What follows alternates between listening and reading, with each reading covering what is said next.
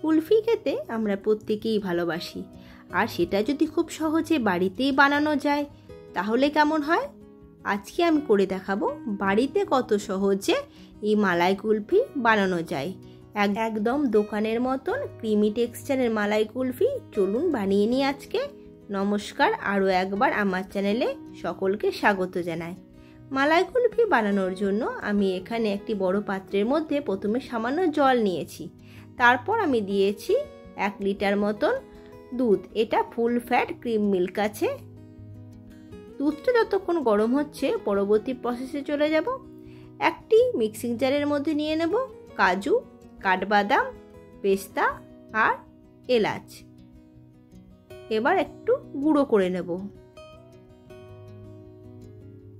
খুব বেশি কিন্তু গুঁড়ো করব না, একটু দানা যেন ভাব থাকে।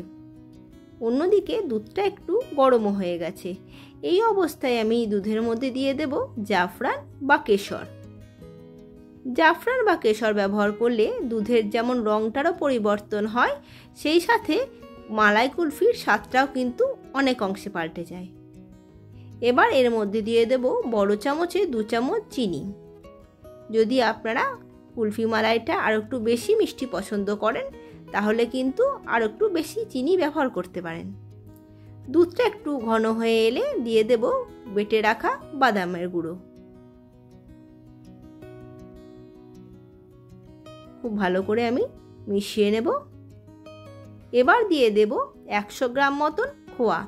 এখানে আমি খোয়া ব্যবহার করেছি, আপনাদের কাছে যদি খোয়া না থাকে সেক্ষেত্রে বড় চামচের 5 থেকে 6 চামচ গুঁড়ো দুধ ব্যবহার করলেই হয়ে যাবে। খোয়াটা গুঁড়ো করে দেওয়ার কোনো প্রয়োজন নেই, কারণ গরম দুধের মধ্যে খোয়া দিলে এমনি সেটা দুধের সাথে খুব ভালো করে মিশে যাবে। দুধটা আমার অনেকটা ঘন হয়ে গেছে। মোটামুটি 1 লিটার দুধ হলে সেটাকে করে নিতে হবে হাফ লিটার, পুরো অর্ধেক যেন হয়ে যায়। দুধটা ঘন হয়ে গেছে। এবার গ্যাসের ফ্লেমটা আমি বন্ধ করে দেব। এবার এটাকে একটু ঠান্ডা করে নেব। দেখুন একদম যেন ক্ষীরের মতন রেডি হয়ে গেছে। ঠিক এই রকম ঘন যেন অবশ্যই হয়, তাছাড়া কিন্তু মালাই কুলফিটা খেতেও ভালো লাগবে না, আর যখন সেটা জমে যাবে সেক্ষেত্রে একটু জল জলে ভাবও থেকে যাবে। আমার কাছে কুলফি বানানোর কোনো মোল্ড ছিল না, তাই আমি এই ছোট ছোট কাগজের কাপ আর এই স্টিলের গ্লাস ব্যবহার করেছি। আপনাদের কাছে যদি মোল্ড থাকে সেক্ষেত্রে খুবই ভালো হয়, মোল্ডের মধ্যেও কিন্তু খুব সুন্দরভাবে জমিয়ে নিতে পারবেন। কাপগুলোতে সামান্য পরিমাণ করে দিয়ে দেব, খুব বেশি দেব না, একটু কম করেই দেব। এই ছোট ছোট কাপে যদি আপনারা কুলফি বানান সেক্ষেত্রে কি সুবিধা হয়, বাড়িতে যদি বাচ্চারা থাকে তাহলে খুব সহজেই ছোট ছোট কাপগুলো ওদেরকে দিয়ে দিলে ওরা খুবই খুশি হয়। এবার আমি একটা গ্লাসের মধ্যেও জমিয়ে নেব।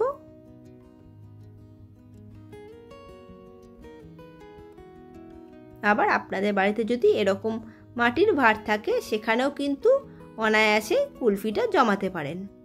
এবার ওপর থেকে একটা অ্যালুমিনিয়াম ফয়েল দিয়ে দেব, আর খুব ভালো করে লাগিয়ে নিয়ে একটা রাবার ব্যান্ড লাগিয়ে দেব, যাতে কোনোভাবেই ওপরে জল না জমে, বরফ না হয়। তবে কুলফিটা যদি ভালো করে পরিমাণে ঘন করা হয় সেক্ষেত্রে কিন্তু বরফ জমার কোনো প্রশ্নই ওঠে না। ওপরের অংশটা অল্প করে ছুরি দিয়ে একটু কেটে নেব, একটা আইসক্রিম স্টিক দিয়ে দেব। একইভাবে সমস্তগুলোও রেডি করে নেব। কুলফি মালাইয়ের সবচেয়ে যেটা গুরুত্বপূর্ণ হলো দুধটা ভালো পরিমাণে ঘন করা।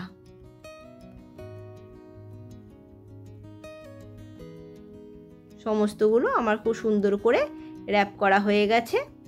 এবার এটি আমি ফ্রিজের মধ্যে রেখে দেব 6 ঘন্টার জন্য। 6 ঘন্টার মধ্যে কিন্তু খুব সুন্দরভাবে এটা মোটামুটি জমে যাবে। 6 ঘন্টা পর আমি আপনাদের বের করে দেখাচ্ছি। দেখুন কত সুন্দর কিন্তু জমে গেছে। আমি স্টিকটা ধরে আছি খুব সহজেই। এবার আমি একটু খুলে দেখাই।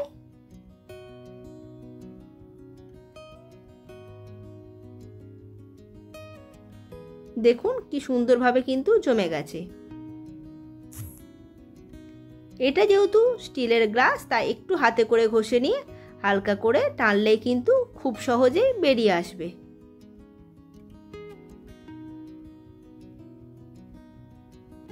দেখুন কত সুন্দরভাবে কিন্তু জমেছে। তবে এই কাগজের কাপ থেকে কুলফি মালাইটা বের করা খুবই সহজ।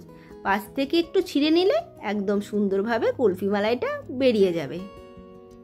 দেখুন কত সুন্দরভাবে কিন্তু এটা জমেছে। আপনারা বাড়িতে অবশ্যই একবার ট্রাই করে দেখবেন।